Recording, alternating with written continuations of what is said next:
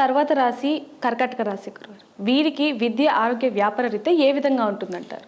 కర్కాటక రాశి వారికి అసలు చెప్పుకోవాలంటే ఈ సంవత్సరం మొత్తం మీద కూడా చాలా బాగుంది. అలాగే మే నెలలో చాలా విశేషమైనటువంటి యోగం జరుగుతుంది. వీళ్ళు అధికారులకు పని చేసినా చేయకపోయినా వీరికి ఫేవర్గానే ఉంటారు. ఇప్పుడు తప్పించుకొని తిరుగుతుంటారు కొంతమంది. అట్లాంటి వాళ్ళకు కూడా వీళ్ళకి సానుకూలంగా ఉండేటువంటి సమయం. అట్లా అని చెప్పి పని మానేసి ఎగ్గొట్టేసి వెళ్ళమని కాదు. కానీ సానుకూలంగా ఉండేటువంటి సమయం ఎక్కడైనా అధికారుల దగ్గర చేసేటువంటి ఉద్యోగాల్లో. అలాగే విద్యలో కూడాను ఉన్నతమైనటువంటి ఉత్తీర్ణత కలిగేటువంటి అవకాశం సంపూర్ణంగా కలుగుతుంది. ముఖ్యంగా వీళ్ళకి ఏంటంటే మానసికంగా స్థిరత్వం కలగటం లేదు. ఇది చేయాలా, అది చేయాలా, ఇంకోటి చేద్దామా, ఎక్కడ స్టెబిలిటీ అనేది, మెంటల్ స్టెబిలిటీ అనేది దొరకట్లేదు. కాబట్టి ఇట్లాంటి వాళ్ళు ఈ నెలలో కనుక ప్రశాంతంగా ఒక నిర్ణయానికి కట్టుబడి చేయగలిగితే ఆ పని తప్పనిసరిగా దిగ్విజయంగా పూర్తి చేస్తారు. అలాగే స్త్రీ మూలకమైనటువంటి ధనయోగం కూడా జరగబోతోంది. మగవాళ్ళకి ముఖ్యంగా స్త్రీ మూలకంగా అంటే భార్య కావచ్చు, స్నేహితులు కావచ్చు, లేదు నిజంగా ఓ మాట చెప్పాలంటే ఒక లోన్ కోసం ట్రై చేస్తున్నాం. అప్పటి వరకు ఒక బ్యాంక్ మేనేజర్ ఉన్నాడు, ఒక మగాయన ఉన్నాడు మెయిల్. ఆయన ట్రాన్స్ఫర్ అయిపోయి ఒక ఎవరో ఫిమేల్ మేనేజర్గా రావడం, ఈయనకు లోన్ శాంక్షన్ చేయడం, ఇలాంటివి కూడా స్త్రీ మూలకమైనటువంటి ధనయోగాలనే చెప్పాలి. అంతే కదా. అప్పు కావచ్చు, లేదంటే ఏ రకమైనటువంటి సహాయమైనా కావచ్చు. ఇలాంటివి తప్పనిసరిగా వీళ్ళు స్థిర బుద్ధితో ఆలోచించి ప్రయత్నిస్తే మంచి అవకాశం దొరుకుతుంది. అలాగే విదేశాలకి మాత్రం ఈ రాశి వాళ్ళకి ప్రస్తుతానికి సానుకూలమైనటువంటి సమయం అయితే కాదు. మే నెల వచ్చేసరికి మరుసటి నెలలో జూన్ నెలలో వీళ్ళకి మంచి సానుకూల వాతావరణం ఏర్పడుతుంది.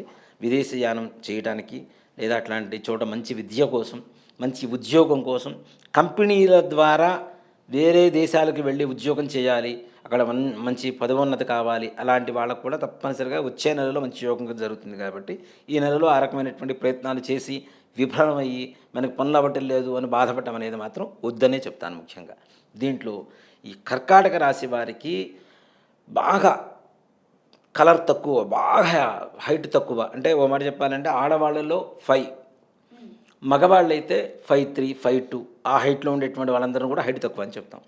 ఆ హైట్ తక్కువగా ఉండి, బాగా కలర్ తక్కువగా ఉండి, మేబీ 6th ఫింగర్ కలిగినటువంటి పర్సనాలిటీ ఉండేటువంటి పర్సన్స్ పరిచయం అవ్వచ్చు, ఆల్రెడీ పరిచయం ఉన్నటువంటి వ్యక్తుల్లో అయి ఉండొచ్చు. వీళ్లతో మాత్రం తగిన జాగ్రత్తలు చాలా చాలా అవసరం. వీళ్ళని పొగిడి మోసం చేయడానికి ఎక్కువ ప్రయత్నిస్తూ ఉంటారు. ముఖ్యంగా కర్కాటక రాశి వాళ్ళకి పొగడతలంటే బాగా ఇష్టం. పొగిడారంటే పడిపోతుంటారు. కాబట్టి తగిన జాగ్రత్త అవసరం. అలాగే వాహన ప్రమాదాలు ఎక్కువగా సూచించబడుతున్నాయి. అది కారు కావచ్చు, 2 వీలర్ కావచ్చు. మనం మంచిగా పోతున్న పక్క వాళ్ళు రాకపోతే మనం ఏం చేస్తామంటే అదే మన కర్మ, దానికోసమైనా మన కర్మ అని చెప్తున్నాం. కాబట్టి వాహన ప్రమాదాలు కూడా చాలా జాగ్రత్తగా ఉండాల్సినటువంటి అవసరం ఉంది.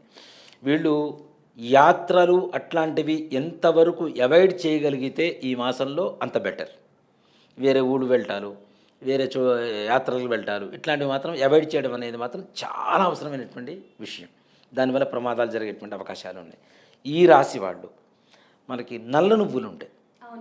నల్ల నువ్వులు ఒక 100 గ్రాములు, బెల్లం ఒక 100 గ్రాములు, 2 మిక్సీలో వేయటం కానీ మెత్తగా దంచితే కానీ ఒక ఉండలాగా తయారవుతుంది. దాన్ని చిన్న చిన్న రోల్స్ ఒక 19 రోల్స్ చేసుకోమని చెప్పండి. ఈ 19 రోల్స్ తీసుకొని దాన్ని తీసుకుని వెళ్ళి ఆవుకి పెట్టమని చెప్పండి. ఆవుకి పెట్టి ఆవుకు కావాల్సిన గ్రాసం మనం పెడుతున్నాం మన దోషం పోవడం కోసం. దాని గ్రాసానికి మరి డబ్బులు ఇస్తే అదేం తీసుకోదు కదా.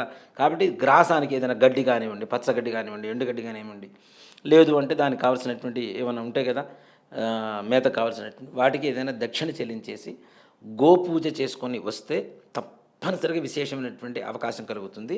అలాగే శివాలయానికి వెళ్ళి ఒక మారేడు దళం తీసుకుని వెళ్ళి శివుడికి సమర్పించి ఒక సోమవారం కానీ శనివారం కానీ వెళ్ళి సమర్పించి నమస్కారం చేసుకోవడం రావడం ద్వారా అనుకునేటువంటి సకలమైనటువంటి కార్యాలు దిగ్విజయంగా పూర్తవుతాయి, సకల కష్టాలు తీరిపోతాయి. ధన్యవాదాలు. శ్రీమాత్రే నమః. శ్రీ గురు.